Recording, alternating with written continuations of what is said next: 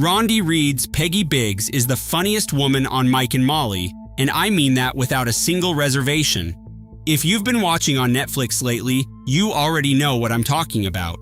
The grumbling, the insults, the way she calls Jack's new wife the whore every single time her name comes up, like it's just what the woman is called now. We laughed at it every time, all of us, because it was genuinely funny. But the thing most people missed is this. Peggy isn't the comic relief. She's the warning. She's what happens when someone gets left behind enough times that they stop knowing how to let anyone stay. Chuck Lorre's show dressed that truth in punchlines for 6 full seasons, and we bought every single one of them.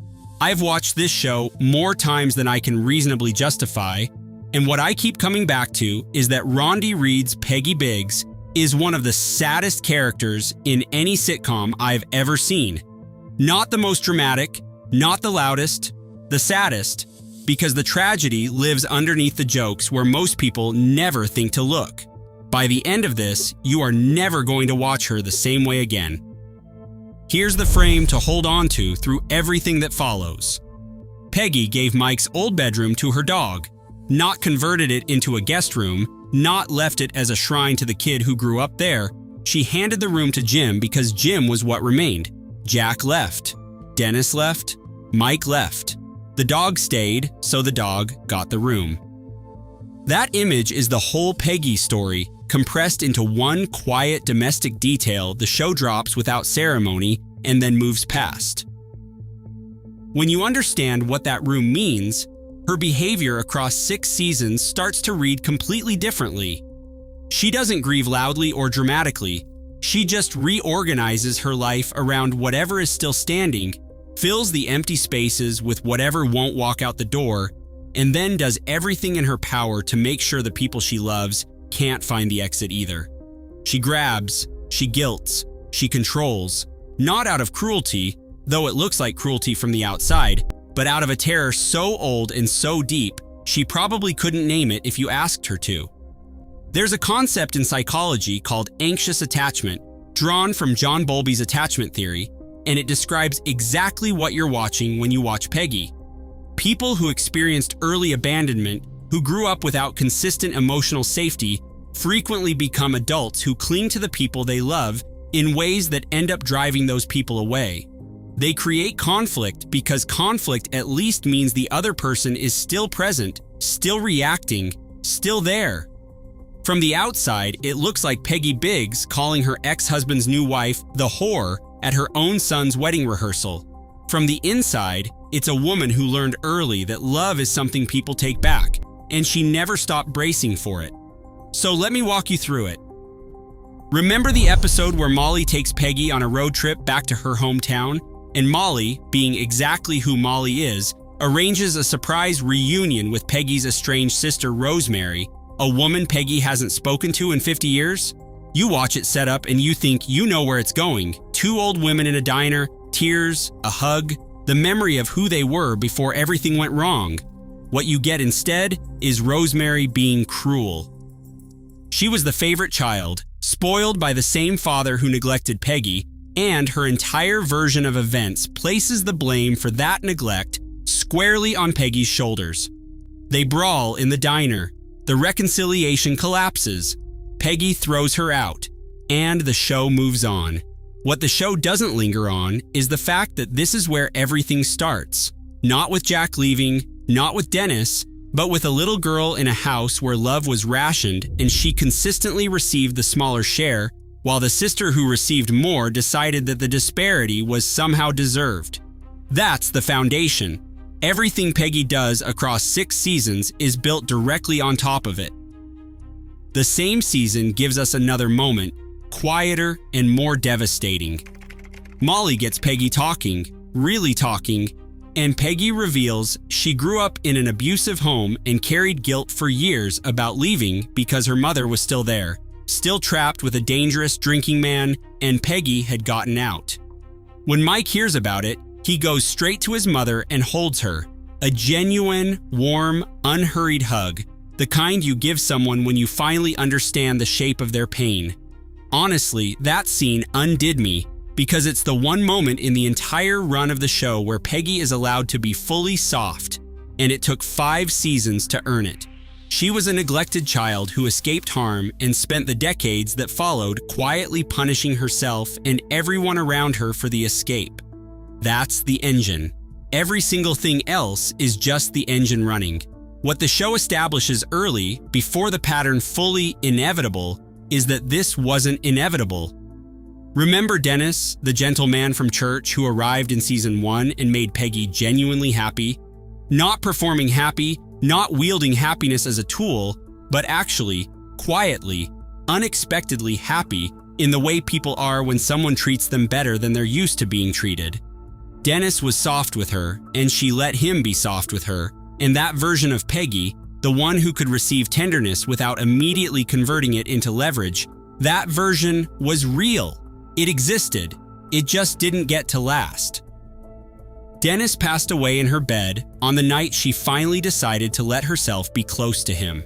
The show frames it as dark comedy, and the immediate aftermath is deeply uncomfortable to watch, but strip the comedy away, and what you're left with is a woman who learned the lesson one more time, the same lesson her childhood taught her, that the people who are gentle with you leave, that softness costs you, that hope is just grief you haven't arrived at yet. What makes it worse is what it does to Mike. Billy Gardell plays that moment beautifully. He sees Dennis's apartment, lonely and bare, a preview of a life spent alone, and that image frightens him badly enough to push him toward proposing to Molly. His mother's potential future scared him into securing his own.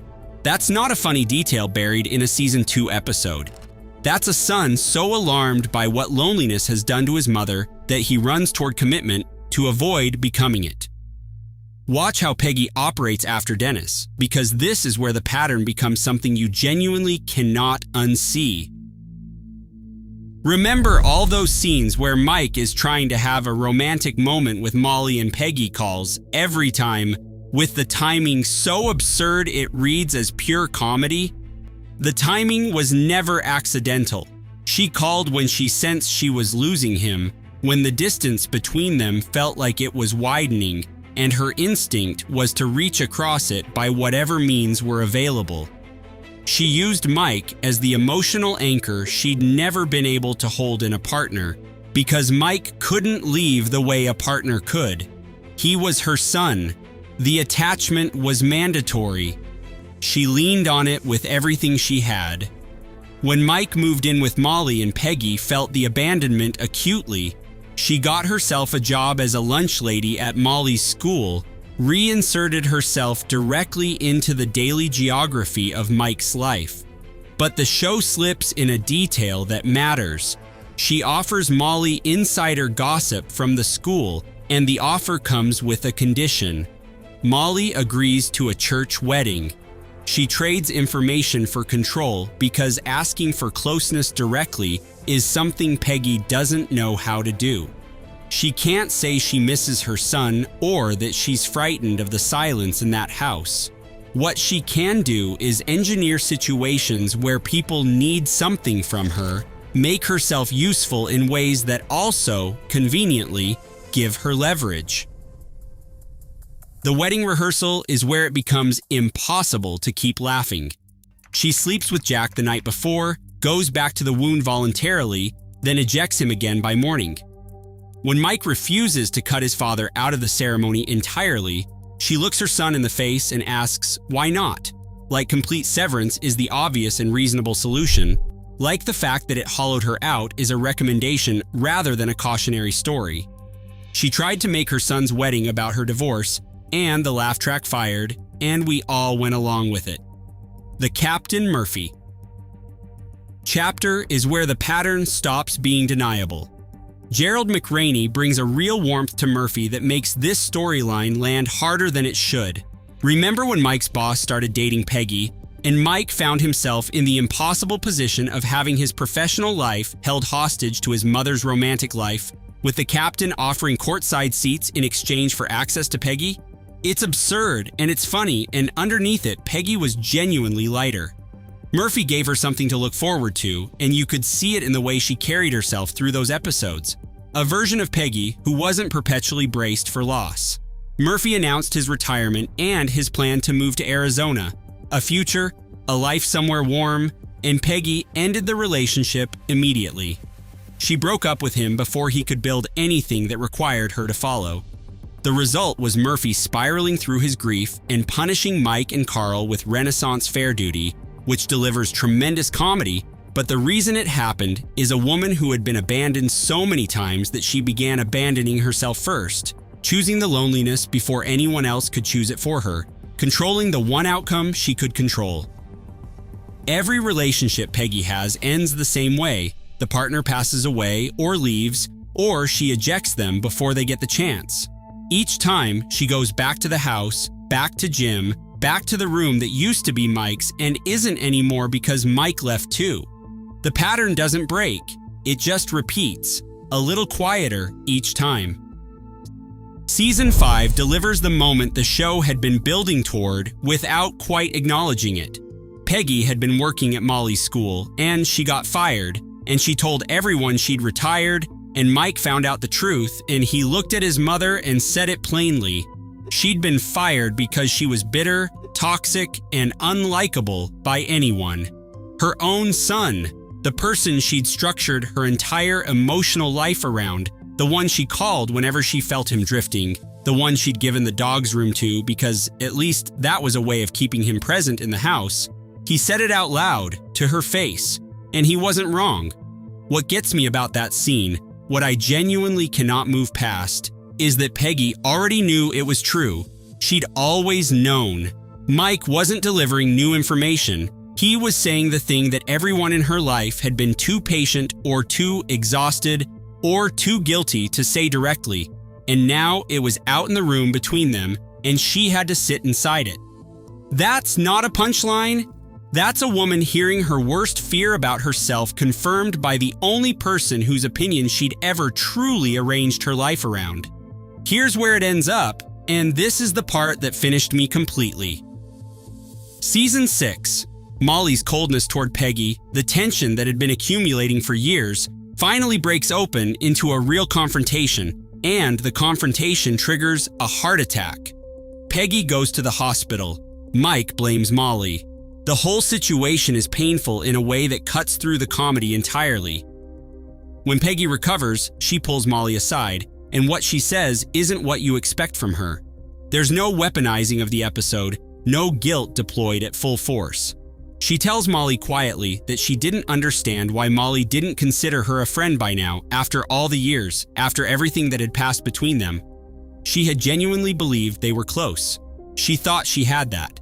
And Molly tells her she does, that she is her friend, and Peggy receives it like someone who had stopped expecting to. Her body gave out before her pride did. She had to come within reach of losing everything to hear that she was wanted. And what that tells you is that every act of control, every guilt trip, every phone call at the wrong moment, every transactional favor and preemptive exit, all of it was the behavior of a woman who never believed she could be loved simply for being present. She needed to be needed because she didn't trust that being loved was an option available to her, and her heart gave out, literally gave out, under the weight of a life spent waiting for people to leave. Here's the point. Peggy Biggs wasn't a villain, and she wasn't just comic relief, and the distinction matters. She was a neglected child who became an abandoned wife who became a lonely woman who armed herself with cruelty because cruelty, at minimum, kept people close enough to push back. The toxicity wasn't something she enjoyed or chose freely. It was the only tool she'd ever been given, the one that had always kept her from disappearing entirely. In the series finale, she's still pushing, still controlling, still doing the thing she's always done, dragging Molly to church, engineering the situation, managing the outcome. And then she says it, almost to herself, that she's afraid she'll say something awful and they'll never let her see her grandchild. She knows. She has always known exactly what she is and what she does. The gap between knowing and stopping, that gap is the whole tragedy, 6 seasons long, dressed in jokes, and almost entirely missed. The next time you watch Mike and Molly on Netflix and Peggy says something cutting and the laugh track answers and everyone moves on, remember the room, the dog's room, the room that used to belong to her son, quietly reassigned because the son had gone and the dog had stayed. Remember the way she reorganized her life around whatever was left, filling each empty space with whatever she could count on not to vanish. Rondi Reed gave this character everything, and it's worth saying plainly, the performance is the reason the tragedy lands. There's a reason she won a Tony on stage and why Peggy Biggs hit differently than every other sitcom mother of her era. She made you laugh and she made you ache, sometimes in the same breath. Peggy Biggs didn't push people away because she was difficult. She pushed them away because she'd already learned they were leaving, and getting there first was the one kind of control she'd ever really had. Is Mike Biggs the real emotional casualty of this family? The kid who spent his whole life managing a wound that was never his to carry? Or did the show give him exactly the ending he deserved? Drop your answer below, because I read all of them.